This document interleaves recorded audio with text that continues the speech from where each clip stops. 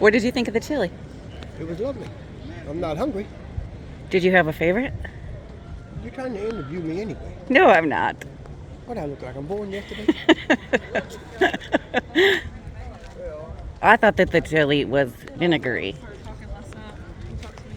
The first one was my favorite, and it was no beans. But it was 8 to 2 beans. 8 to 2 beans. 80% for beans. 80%? So you, what, won a nickel? I think it was $100. It's the car show in Salazar, and they had a chili cook-off.